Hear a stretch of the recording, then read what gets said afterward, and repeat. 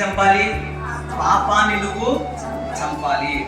పాపము 4 రకాలుగా మనల్ని బాధ పెడతా ఉంటుంది. ఎందుకోసమనంటే పాపము మనిషిలో ఉన్నటువంటి సహజ స్వభావం, ఆదాము నుంచి వచ్చినటువంటి సహజ స్వభావం. కాబట్టి మనిషి తప్పనిసరిగా పాపంలో పడకుండా ఉండడు, తప్పనిసరిగా పాపంలో పడతాడు. కానీ దాన్ని ఏం చేయాలి? నువ్వు యుద్ధము చేస్తూ చేయించాలి. యుద్ధం దేంతో చేయాలి?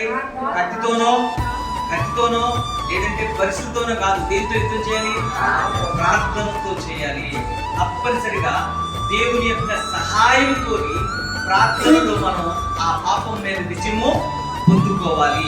ఒకవేళ ఆ పాపాన్ని కనుక నీ జీవితంలో కనుక చంపకపోతే అదేం చేస్తుంది? నిన్నది చంపడం అంటే మరణానికి దారి చేస్తుంది. మరణం అంటే నరకము. నరకంలో నిన్ను పడేసేంత వరకు కూడా అది నిద్రపోదు. కనుక దాని ముందలే నువ్వు చంపితే అది నిన్ను ఎంత మాత్రం